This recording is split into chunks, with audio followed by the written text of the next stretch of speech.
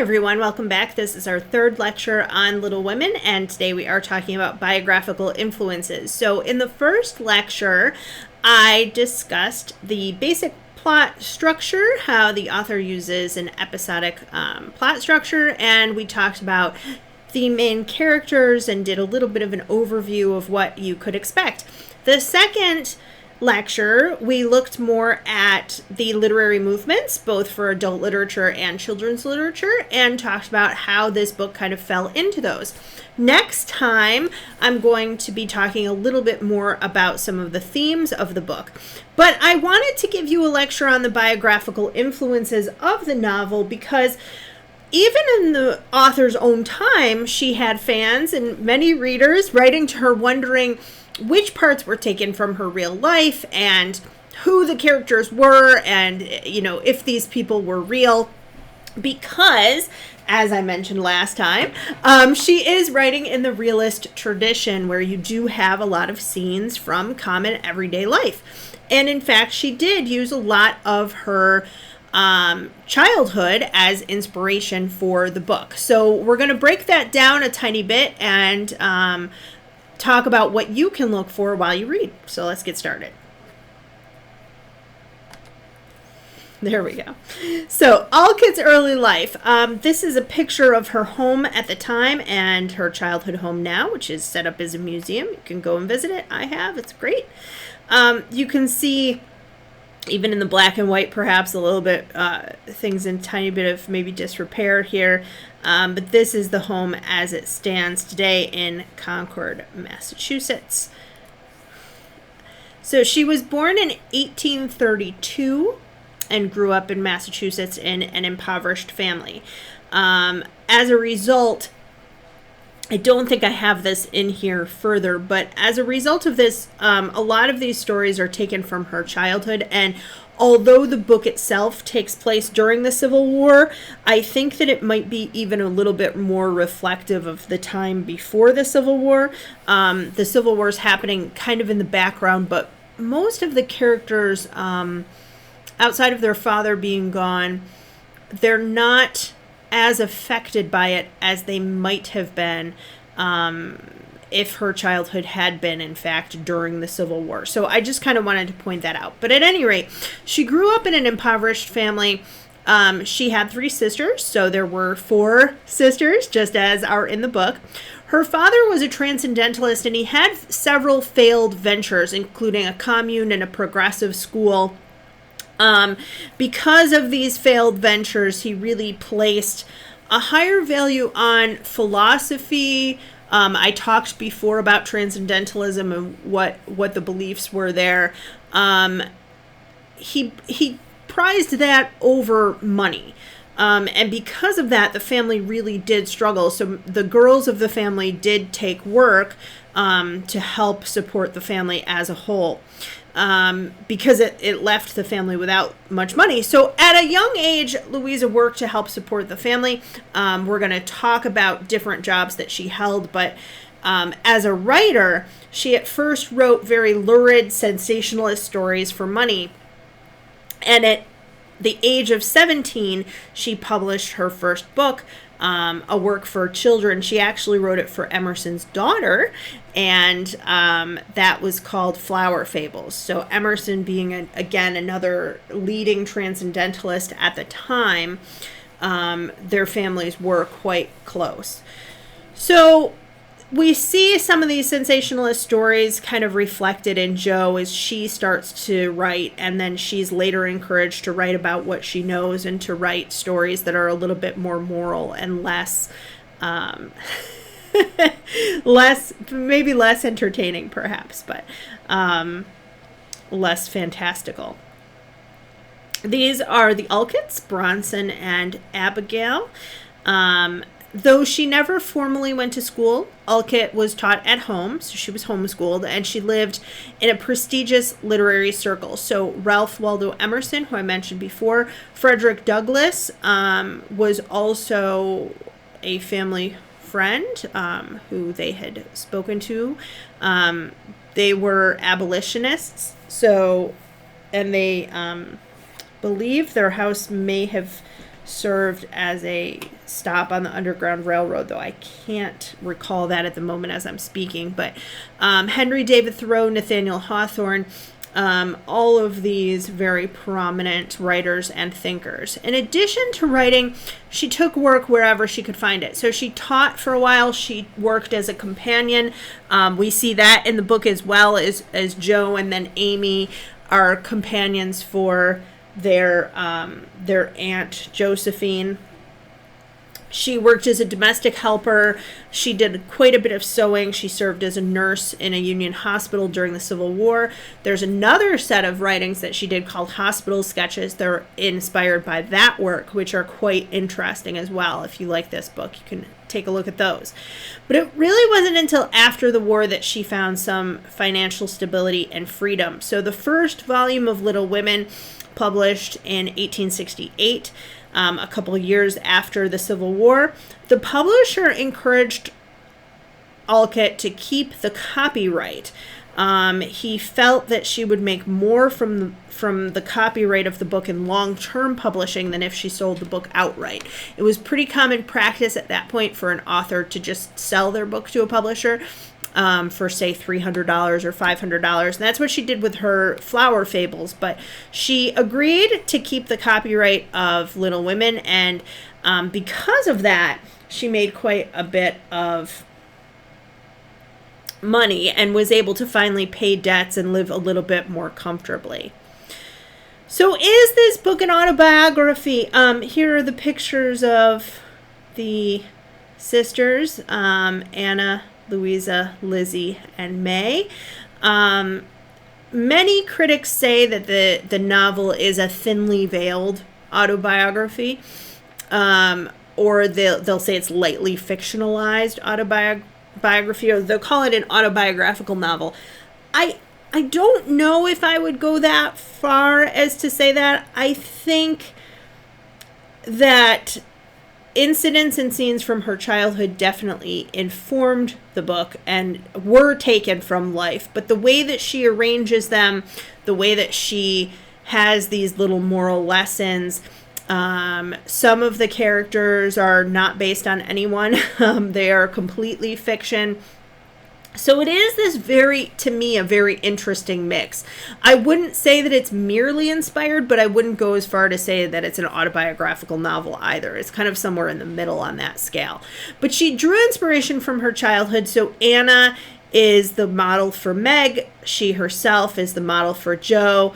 Lizzie, who is also called Betty in some of her journals and diaries, is the model for Beth, and May, she switched the letters around, and May is the model for Amy. So each one of the March sisters is based on one of the four Alcott sisters. The book doesn't follow their lives exactly. For example, the author herself did not, I love this phrase, she didn't follow Joe's path to marriage. Joe does get married, but she, Louisa May Alcott, wanted to row her own canoe. She put that in a letter. She, I think, felt after being in poverty and seeing how dependent women were at the time on men for their livelihood, she did not feel comfortable relying on a husband for financial stability. And that had a lot to do with her decision to stay single. She spoke about her books as if they were children. We're going to see some of the things that she wrote about in her diaries and in her letters. But in the sequels, Little Men and Joe's Boys, those are much more fictional. Joe takes on the traits of Alcott's mother. Her husband, Friedrich Baer, takes kind of an idealized role of Alcott's father as they run a progressive school, which is a little bit more successful than it was in real life. So some elements of fiction and some elements of truth kind of mixed together. So what did she actually have to say about her first book? I think it's kind of interesting to see the author's life in her own words, because it was such an inspiration for Little Women. With Flower Fables. Dear Mother, into your Christmas stocking I have put my firstborn, knowing that you will accept it with all its faults, for grandmothers are always kind, and look upon it merely as an earnest of what I may yet do. For, with so much to cheer me on, I hope to pass in time from fairies and fables to men and realities. Now, this is quite important because in Little Women, Jo is a writer, and we see her making speeches almost exactly like this one to her mother. So first we have this idea of the book being her firstborn, that this is, she had books instead of children. This is what she produced. This is what came out of her, and this was her legacy, right? Second, that the book opens with a scene of Christmas, and here we get this present for her mother. This is a note that she wrote to her mother, that we have a lot of correspondence between them and things from Louisa May Alcott's diaries and journals that has survived and that people have looked at. So this is what we're going to be looking at here. So much to cheer me on, so her family was quite supportive of her. And in time, passing from these fairies and fables to men and realities. So the idea, again, that we're moving from romanticism to realism, and that she had hopes to write something greater, to write that kind of great American novel, as it were. I'm going to kind of skip over the rest of this, but I thank you for... I can thank you for that, the greatest happiness and her encouragement, as I may do for all the good there is in me, and I shall be content to write if it gives you pleasure. Again, I want you to look for these sentiments with Jo, that she is trying to be productive and to do work. That idea of self-actualization, that idea of putting hard work into something, and how it comes out with her efforts to write, and how she struggles at times with her first book to try to please everyone, and in the meantime pleases really no one. So that's something to look for as well. God and comfort. Faith is a predominant theme in this book. So this is what she is saying about her 26th birthday. My 26th birthday on the 29th, some sweet letters from home and a ring of A's and J's hair as a peace offering, a quiet day with many thoughts and memories. The past year has brought us the first death and betrothal, two events that changed my life. I can see that these experiences have taken a deep hold and changed or developed me. Lizzie helps me spiritually, and a little success makes me more self-reliant. Now that Mother is too tired to be wearied with my moods, I have to manage them alone, and I'm learning that work of head and hand is my salvation when disappointment or weariness burden and darken my soul. So a couple things here that we see in Little Women coming out of her experiences. And I'll come to the next paragraph in a moment when she talks a little bit more about God specifically, but first, if you think of Jo as being very much like the author, Beth does help her spiritually. The idea, again, here of self-reliance. So first, the idea that we are helping each other as a family. We are helping each other spiritually. The idea of self-reliance. Those I mentioned in my previous lecture, those moments in the book where they step from girlhood to womanhood, or from young adulthood to a more mature adulthood. And here we have such a moment, right? The first death and the first betrothal. She now realizes, too, that her mother is too tired of her to be wearied by my moods. So I cannot rely on my mother anymore. I have to manage these things myself as I become an adult. I'm no longer a very young woman at 26. I'm an adult, and it's time to kind of grow up. The idea, too, that hard work, again, self-reliance, hard work, and that is part of salvation. That's bringing her closer to the person God wants her to be. In my sorrow, I think I instinctively came nearer to God and found comfort in the knowledge that He was sure to help when nothing else could.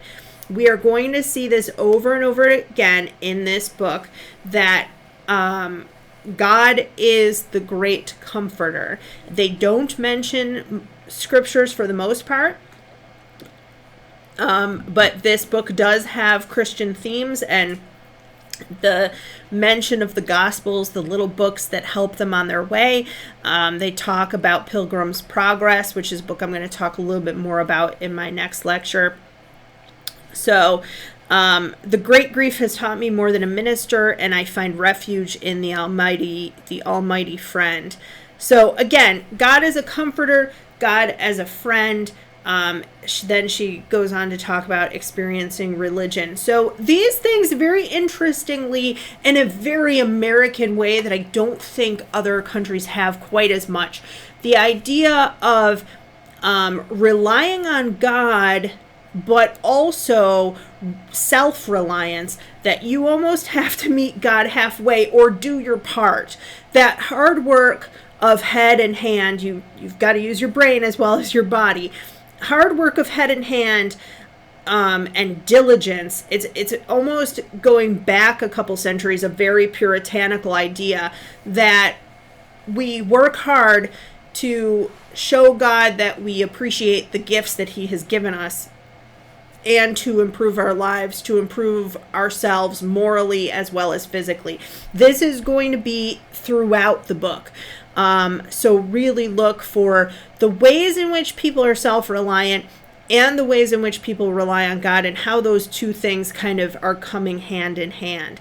How work saves them from the little moods that they get into, and how they are improved through poverty, which is said over and over again, that they feel that in some ways poverty is a blessing, because then they know the value of hard work and they appreciate the small luxuries that do come.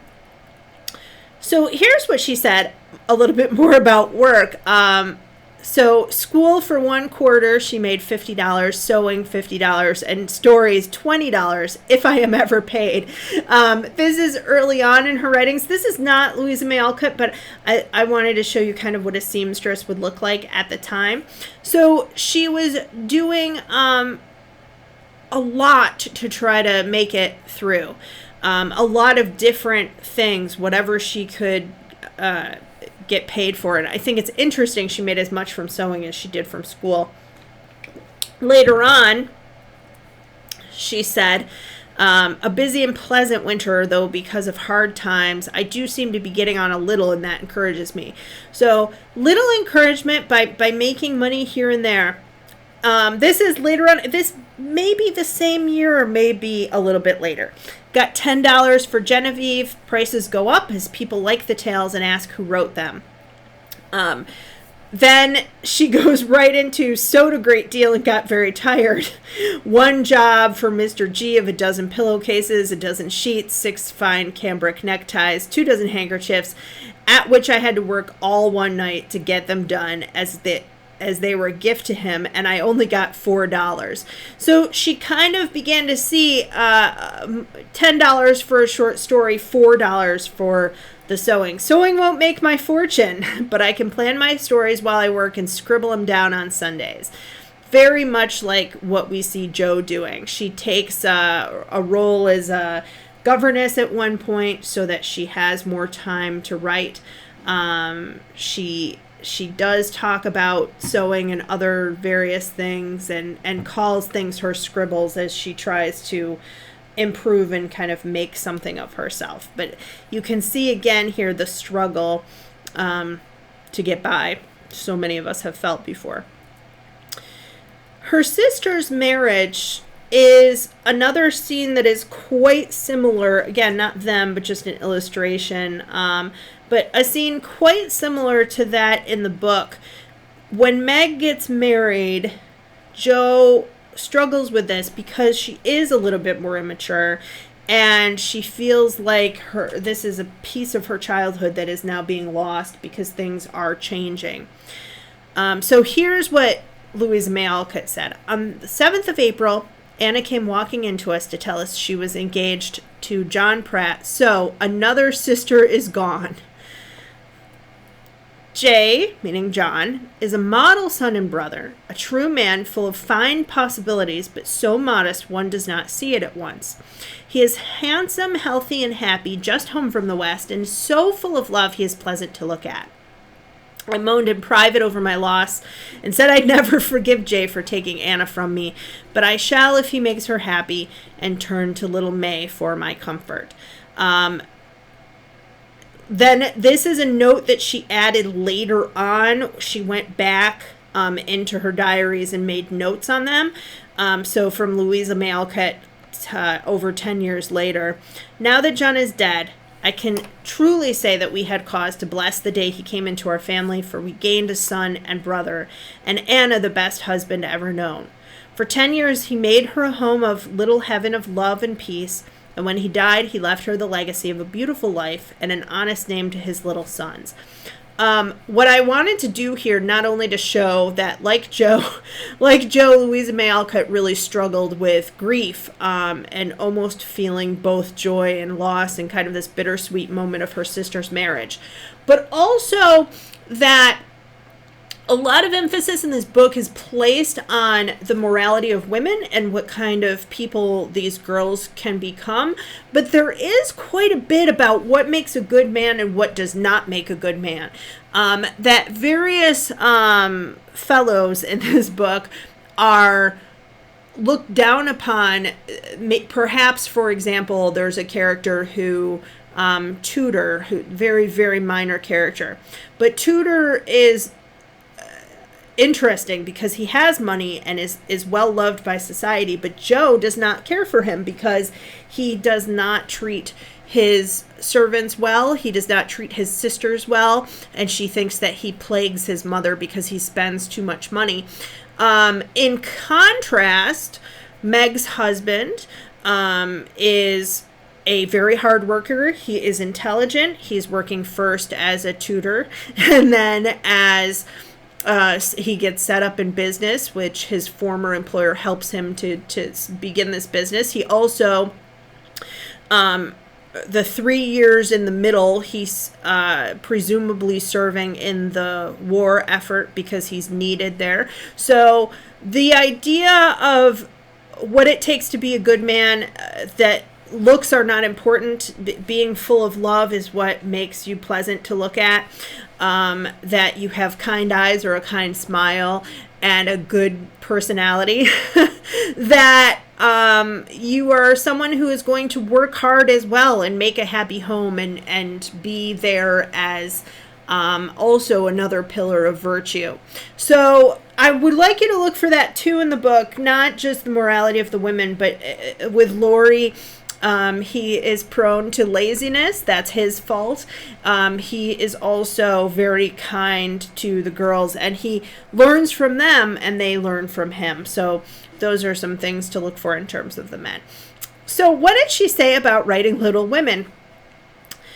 Here it is from 1868. Father saw Mr. Niles but a fairy's book. Mr. N wants a girl's story, and I begin Little Women. Marmee, Anna, and May all approve my plan. So I plot away, though I don't enjoy this sort of thing. Never liked girls or knew many except my sisters, but our queer plays and experiences may prove interesting, though I doubt it. Then again, later on, she went in and wrote, good joke, thinking that when she started the book, she really did not think it would be interesting or entertaining because she had been writing these more sensational, fantastical kind of stories, which to me is quite interesting. Thankfully, the flavor of literature had turned from the romantic to more realistic portrayals. And so here's what she said by June. Now, you notice the dates here. She wrote this quite quickly and actually suffered some fatigue afterwards because she pushed herself so hard. Sent 12 chapters of Little Women to Mr. Niles. He thought it dull, and so do I, but I work away and mean to try to experiment. For lively, simple books are much needed for girls, and perhaps I can supply that need. So yes, both lively and simple, not these fantasies, but something to help them. And again, much needed. This idea that she felt that this should be some kind of moral instruction and that she could get philosophy through and religion of a type, faith, I will say. She gets some of those themes through as well as the story. Have finished Little Women and sent it off, 402 pages. That would have been the first half. May is designing pictures for it. Hope it will go, for I shall probably get nothing for Morning Glories. That was a different story. Very tired, head full of pain from overwork, and heavy heart about Marmee, who is growing feeble. Yes, so painful headaches, overworking herself. In the book Little Women, we see Jo go into these writing fits. Louisa May Alcott did this as well. I myself do this for my novels. I wrote them also very quickly. I call it binge writing. And it kind of takes you over. So she worked quite hard, again, because hard work is something of value. And when the book was successful, the Roberts brothers made an offer for the story, but advised me to keep the copyright, so I shall. So I talked about that already. Later, she went back in and commented, an honest publisher and lucky author, for the copyright made her a fortune, and the dull book was the first golden egg of the ugly duckling. So, again, an interesting way to think about your work, that all of these eggs she had been putting out, and finally one paid off. November 1st. Began the second part of Little Women. I can do a chapter a day, and in a month I mean to be done. A little success is so inspiring now that I've found my marches sober, nice people. And as I can launch into the fortune, my fancy has more play. Girls write to ask who the Little Women marry, as if that was the only end aim of a woman's life. I won't marry Jo and Laurie to please anyone. A couple things here. If you're not an author, writing a chapter a day and finishing a book in a month is a very large undertaking, particularly a book as long as this one is. That, for some of us, that is, if we binge write, that's about as long as it takes to write a book. Other people work for books on years and years. So a couple of my books I wrote in less than a month, but several of them I wrote and rewrote and kind of worked on them for longer. I know someone who's been working on their novel for 5 years. So yes, she was producing quite a bit and wrote quite quickly. You can see too, because of the money that she earned, she was able to not do as many other side jobs. She didn't have to do so much other work, and she could focus on the writing a bit more. Then she takes a break on the 16th to go to a suffrage meeting. I have a little picture here of a suffrage meeting. A paper on women's suffrage, good talk afterwards, and then she goes right back into writing. So I think that's interesting. Again, what did she value? There are themes here of gender roles and gender expectations and women's rights a little bit, not as much as are in the film versions. The film versions take those ideas, I think, more from some other things that the author said and some other ideas at the time, but much more from feminism since the 1970s, I think, affected the movies a lot more than the book. So the rights of women, perhaps, but really a lot more about how we work, how we produce work, what that means in our lives, how it plays a role in being a moral, good person, and that kind of thing. My birthday, I'm 36, been alone, writing hard, no presents but father's tablets, so still plugging away at the end of November. The success of Little Women, this is her writing desk in her house with a reenactor there. This is what she wrote to her publishers. Many thanks for the check, which made my Christmas an unusually merry one. After toiling so many years along the uphill road, always a hard one for women writers, it is peculiarly grateful to me to find the way growing easier at last, with pleasant little surprises blossoming on either side, and the rough places made smooth by the courtesy and kindness of those who have proved themselves friends as well as publishers. With best wishes for the coming year, I am yours truly, L.M. Alcott. I like, again here, her thanks for the check first. So the need for money really driving her forward, but the also acknowledgement that hard work does pay off. And the kindness here of telling your publisher, thank you for paying me for the work I've done, but also that the acknowledgement of courtesies in life and being kind to others and putting your heart out and putting love out into the world and getting love in return, which is also another theme of the book, that if you are charitable and kind and polite to people, you will be rewarded for your kindness. Men. So I didn't mention, I won't marry Joe and Laurie for anything. This is a point of contention in the book that Joe and Laurie do not get married. Sorry if you haven't read it before and you're not to that part. I'm going to talk about that more in my next lecture. I don't want to get into it here, especially for sake of time. But she did, there's some question is whether she wanted to have Joe marry at all because she herself was not married. But this is a picture of Ralph Waldo Emerson, and here is what she had to say. This is her, I'm not going to read this paragraph, but this is a description of her sister Anna's wedding. They're wearing thin gray stuff, roses and sackcloth, she calls it, because she's mourning. And then they had a little feast. Then with tears and kisses, our dear girl, that would be Anna, in the book, Meg, in her white bonnet, went happily away with her good John, and we ended our first wedding. Mr. Emerson kissed her, and I thought that honor would make even matrimony endurable, for he is the god of my idolatry and has been for years.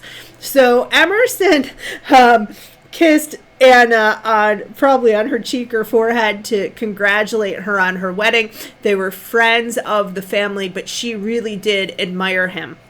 And in the book, we have Friedrich Baer, who I think in many ways is a lot like Emerson. She said that for the sake of the book, Joe must marry, and therefore, because she herself did not, she came up with a character who would be the sort of person that she could imagine herself marrying. And also later she said, facts in the story are true, though often changed as to time and place.